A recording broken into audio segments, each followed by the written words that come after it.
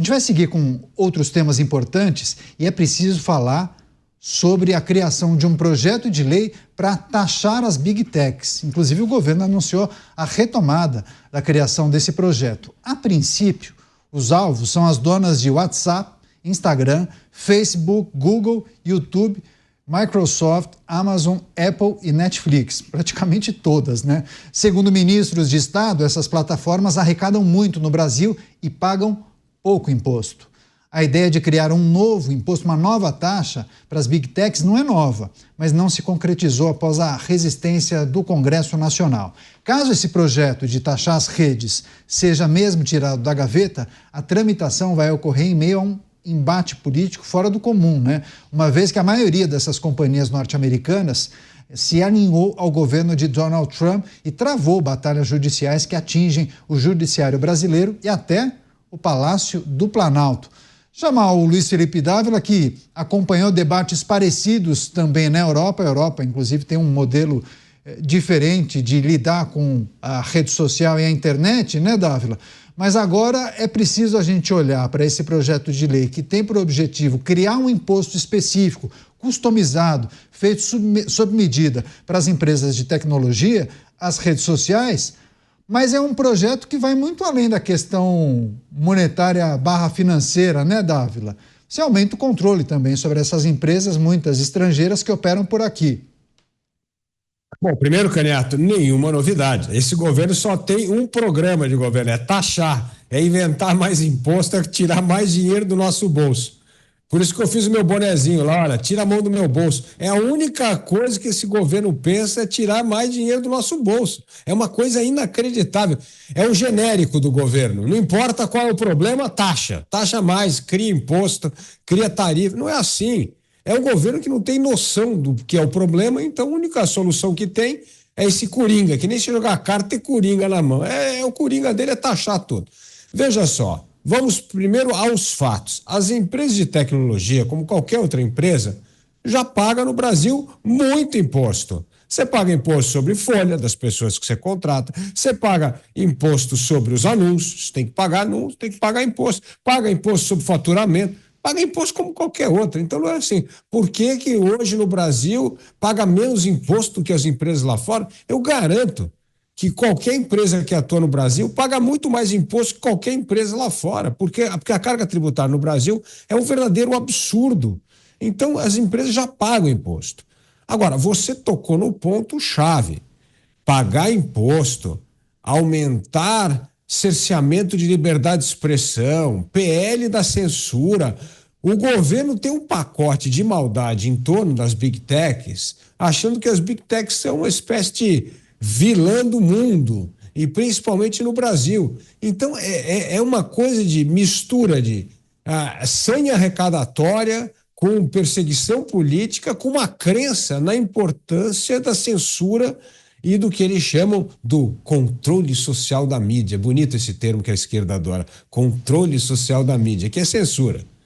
Então, veja só, ou nós adequamos as nossas leis às leis do mundo, ou o que vai acontecer? Você começa a taxar muito aqui, as empresas simplesmente vão transferir as suas atividades comerciais para outros países. E nós vamos perder mais receita.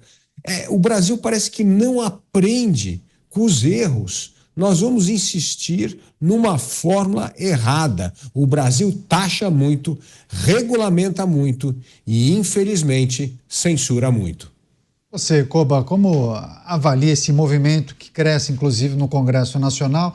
O ministro das Comunicações se manifestou dizendo que há entendimentos de que isso seja colocado em votação, que há, inclusive, uma propensão de que o Congresso Nacional aprove esse projeto de taxar as redes sociais, mas muitos ficam desconfiados, né? Qual seria o real objetivo? Simplesmente ajudar a diminuir o déficit fiscal? Alguns objetivos, Canhoto, eu diria até 3 aqui especificamente.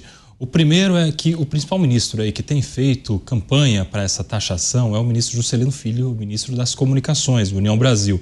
E numa pesquisa recente, ele apareceu como o ministro mais mal avaliado do governo, mais impopular do governo. Então ele precisa muito falar o que agrada aqueles que seguram o seu cargo. Exato. Então agrada muito ao governo essa história de taxar Big Tech. Então ele é um grande entusiasta desta pauta. Não sei se por convicção ou por necessidade de manutenção no cargo.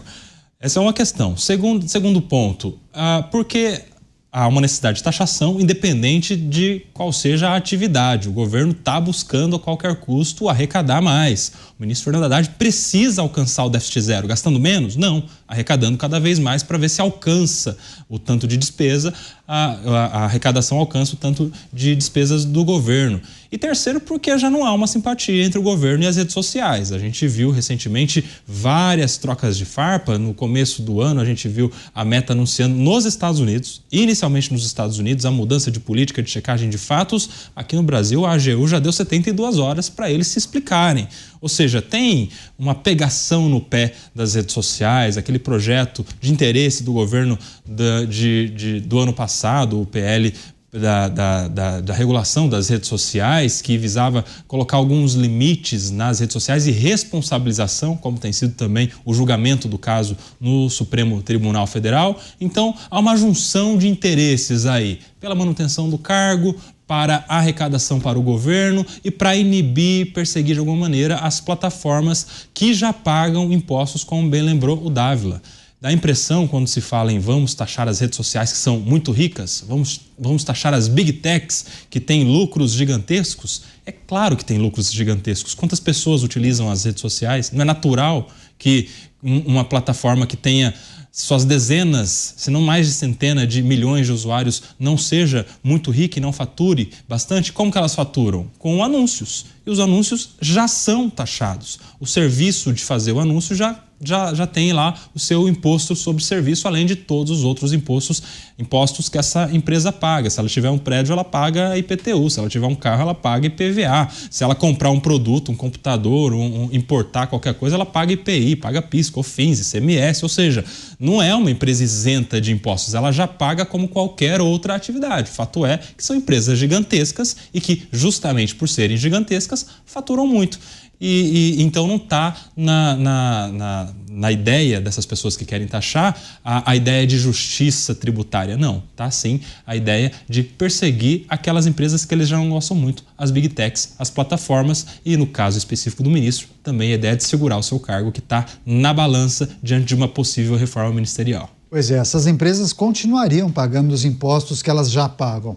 Só que daí a ideia seria criar uma nova taxa, né? um imposto específico para essas empresas de rede social. E aí uma pessoa, inclusive da nossa audiência, disse, bom, será que as empresas vão querer mudar o contrato social? Olha, não sou mais rede social. Lembrando do caso do Bombom, né?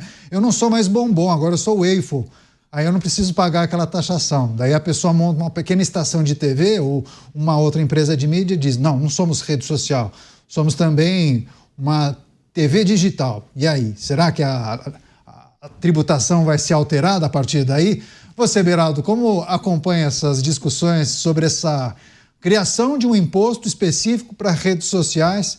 Inclusive, há projeções que indicam que dezenas de bilhões de reais poderiam ser arrecadados com essas taxações, viu, Beraldo? Eles só pensam nisso, Caniato. E esse episódio é mais um que demonstra o nosso histórico, porque isso não é de agora, não. O Brasil, ele sempre cultuou a mediocridade tributária.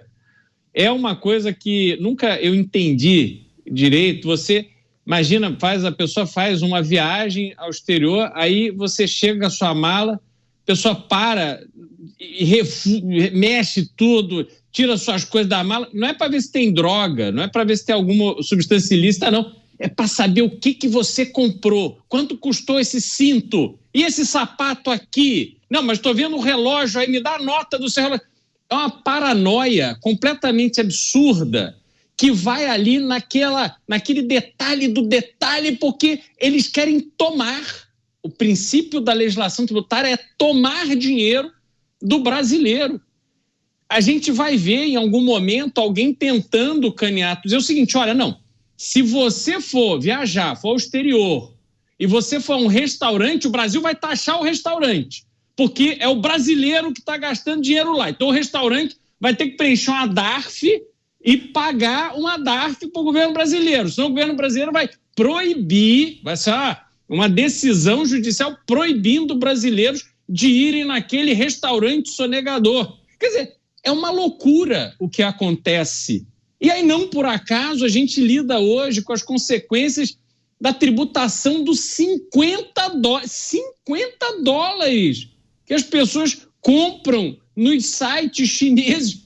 Por quê? Porque a indústria brasileira é de tal forma destruída, a legislação tributária brasileira é de tal forma punitiva para quem ousa produzir no Brasil, que até uma compra de $50 é uma ameaça ao empresário brasileiro. Vai contar essa história nos Estados Unidos. Ninguém está ligando para isso. Você entra, sai...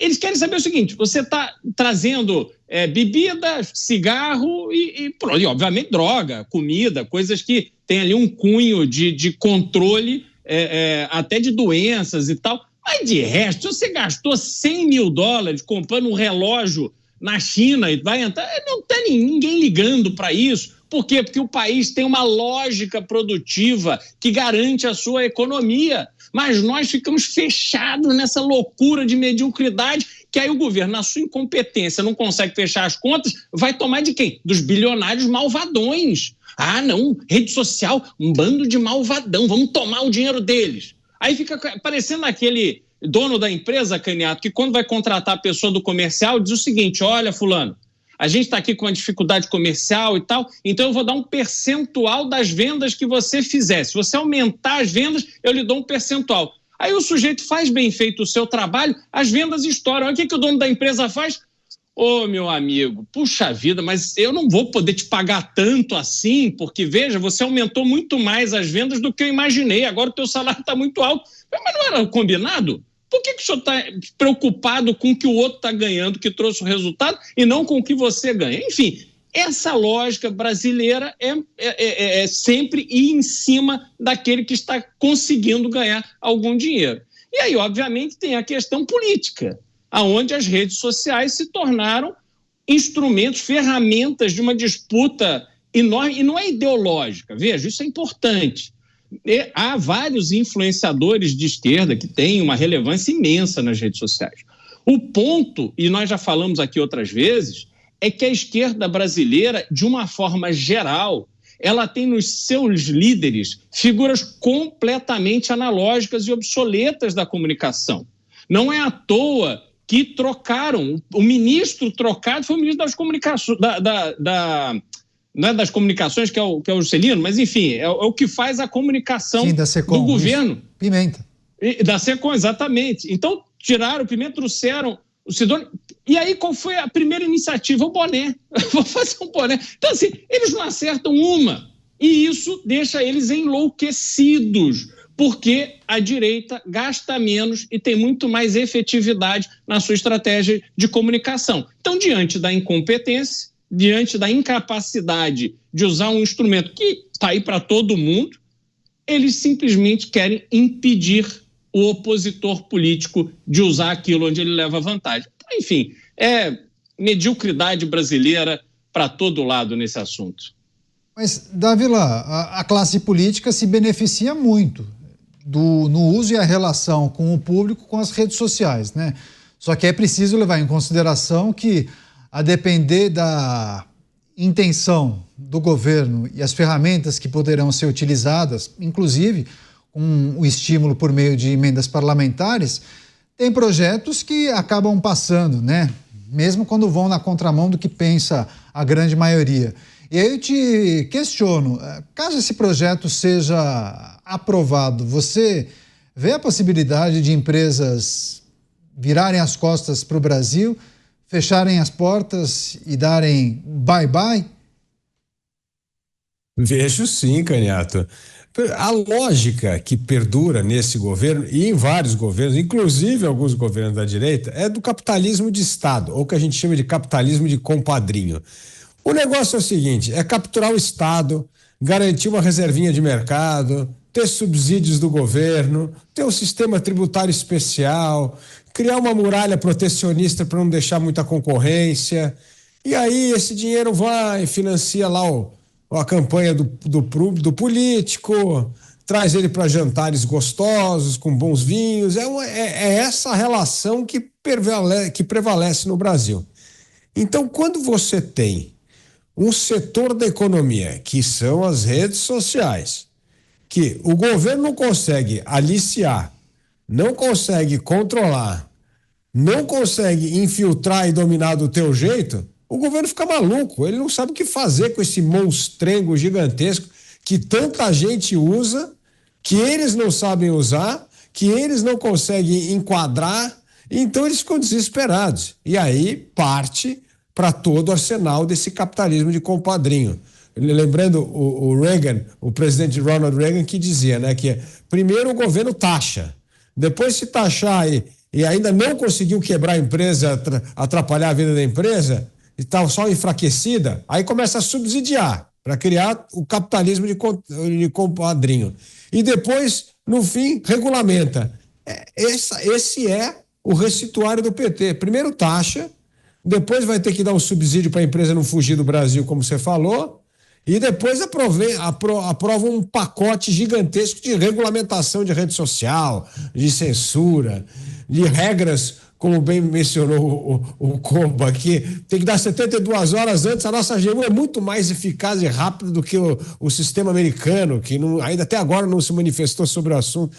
É uma barbaridade. E nisso, óbvio, nós afugentamos não só empresas, mas o sinal que manda para o mundo é que o Brasil não é um país sério e muito menos confiável. Pois é, o anúncio feito já há um tempo, mas a informação de 2, 3 dias atrás, inclusive manifestação do ministro Juscelino Filho das Comunicações, dizendo e falando sobre essa retomada do projeto para taxar redes sociais, projeto que inclusive deverá ser debatido por deputados e senadores nas próximas semanas. Essas são as indicações. Você, Koba, é preciso também olhar para a questão que envolve as redes sociais no âmbito da justiça, né? E também os muitos questionamentos que são feitos são coisas, a princípio, distintas, mas nesse cenário tem muita gente que vê conexão a essa ofensiva contra as empresas de tecnologia e as redes sociais. Lembrando que a gente já tem um julgamento iniciado, está suspenso por um pedido de vista, né, Caniato? Cujos votos dos relatores, principalmente, já são contra os interesses das redes sociais. A gente tem um julgamento que está julgando a constitucionalidade ou não do Marco Civil da Internet, de alguns pontos em específico, que coloca a responsabilidade nas redes sociais pelos conteúdos publicados pelas pessoas, independentemente, esse é o ponto, independentemente de ordem judicial. Então basta alguém que tenha se sentido ofendido por um post, por uma publicação, por um vídeo, uma foto, uma imagem, uma charge, o que quer que seja, se essa pessoa notificar a rede social, com a faca no pescoço, vai decidir se aquilo é ou não é viável para ser publicado, se aquilo é ou não é ofensivo, e sem nenhuma ordem judicial, cautelosamente vai tirar do ar. Porque não vai ficar pagando para ver, mantendo um post que depois sabe-se lá com a cabeça, com que cabeça qualquer desses juízes pode decidir aquele post ofensivo ou não, vai responsabilizar as redes. É algo muito perigoso do ponto de vista da liberdade de expressão, da liberdade de imprensa. São pontos sensíveis que estão em debate no judiciário brasileiro, que daqui a pouco, logo mais, daqui a algumas semanas, talvez a gente volte a discutir, porque esse pedido de vista vai voltar das mãos do ministro que pediu vista, né? A gente tem um prazo de 3 meses, ou seja, em 2025, ano pré-eleitoral, né? Ano que vem a gente já tem eleições, a gente pode ter redes sociais responsabilizadas e com isso limitando a liberdade dos posts, das publicações, principalmente de natureza política, né? Que são aqueles posts que mais ofendem as pessoas. Ficaremos de olho, né? E várias pessoas lembraram aqui daquela onda de memes que envolviam o ministro da Fazenda, Fernando Haddad, né? Até brincando com o sobrenome dele e a palavra taxar, né? Taxar, enfim. Foram memes curiosos, vários engraçados. Aí algumas pessoas lembrando. Será que, a depender da aprovação e do entendimento da Suprema Corte Brasileira, esse tipo de meme seria proibido compartilhar nas redes sociais? Será que as redes seriam obrigadas a retirar caso a figura em destaque do meme reivindique a retirada, é um ponto que a gente precisa pensar.